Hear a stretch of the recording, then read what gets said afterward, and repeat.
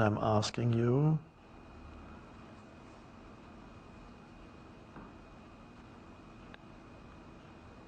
to sense the reality of the present moment, to sense the power of the present moment, beyond that which the present moment contains,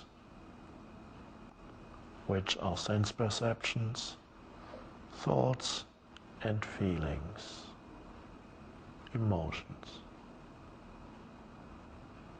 or physical feelings which are akin to sense perception.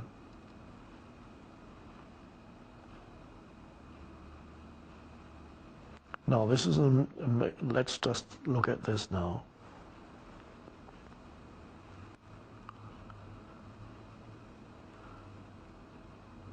What does your life really consist of? Of course, you can start telling a long story. Everybody has their story. Or what's your life situation right now? And so that's part of the story. Well, at the moment I have those problems and challenges, and that's going on in my life, and that's not right, and so on. Okay. But if you look a little bit deeper, what it comes down to, what you call your life, is the mixing up of sensory perceptions. That's an important part of your life. You move through this world using your senses. Sense perceptions, thoughts. Now, for many people, thoughts are more all-pervasive and overpowering than sense perceptions. They're more in the grip of their thoughts than in the grip of their sense perceptions. But both come, sense perceptions, thoughts, and emotions or feelings. Mix them up together, and that's your life. Now the various mixtures of sense perceptions, thought, and feelings varies from person to person. That's why we call it different persons, different lives. But it all comes down to a mixing in the mixing bowl, a particular mixture of sense perceptions, thoughts and emotions. That's your life.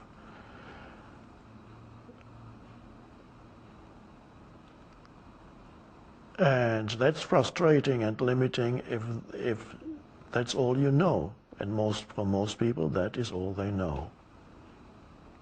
In other words, they are aware of what arises in the now. They're not aware of the now.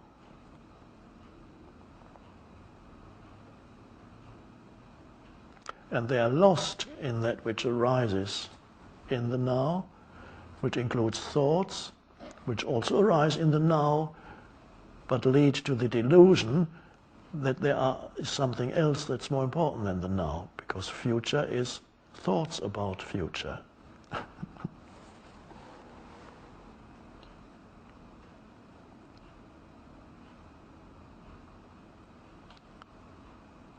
So the shift in consciousness happens as you're suddenly aware that apart from all the things that happen in your life, there is a deeper dimension, a presence without which these things couldn't even happen.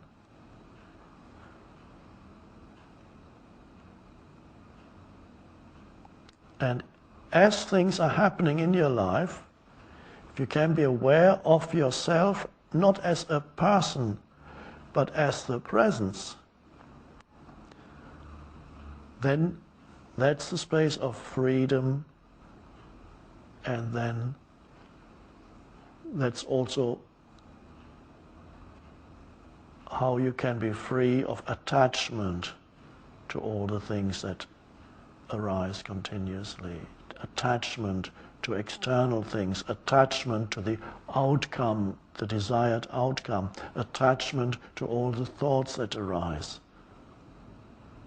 All the spiritual traditions talk of letting go of attachment. Yeah, but how?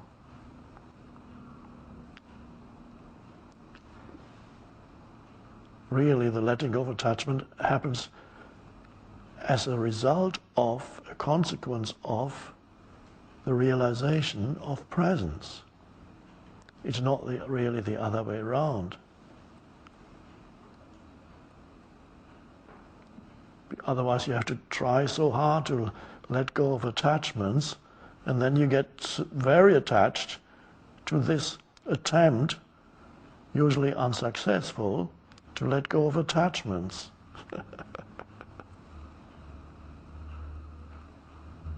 And then you look at yourself as unsuccessful as a spiritual seeker.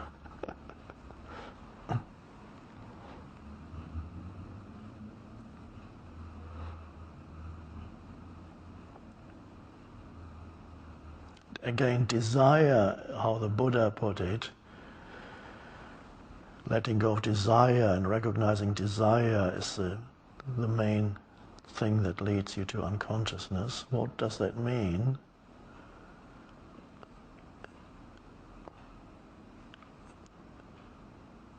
It's the need for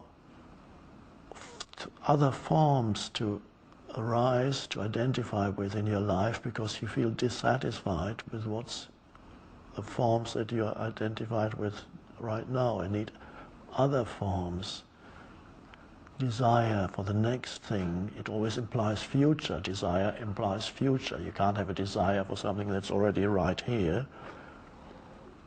Even if there's food in front of you, you have desire for the food, it implies future. You need the next moment where the food is put into your mouth. Once it's in your mouth, it's not desire anymore.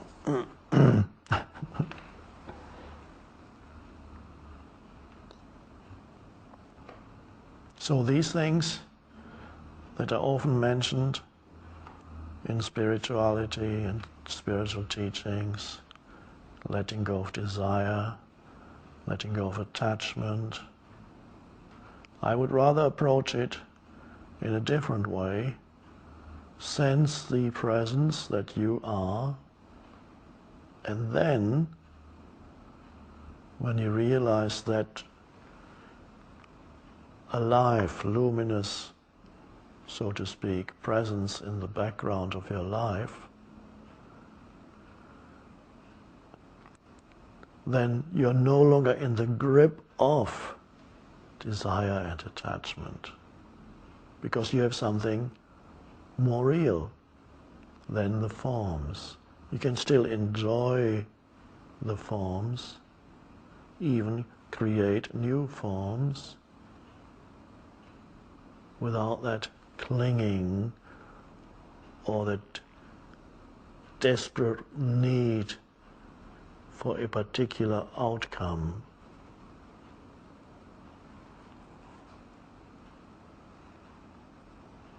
Freedom comes in, spaciousness. You deal then with situations and other humans with a sense of spaciousness, not a sense of the limited little me against another limited little you.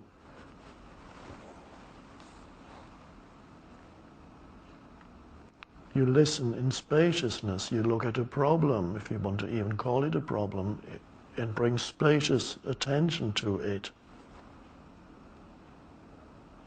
So in a way you don't live like this anymore, attacking things and problems, but like that. And that means the Tao operates in your life, which is just an ancient word to describe what I've been pointing to here.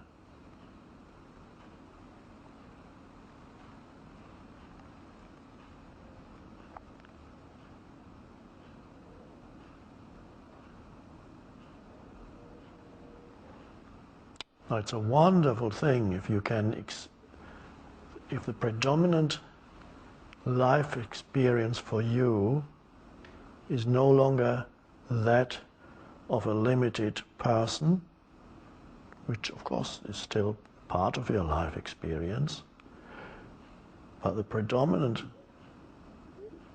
way in which you experience yourself, so to speak, it's all language, so is as a presence. That's awakened living.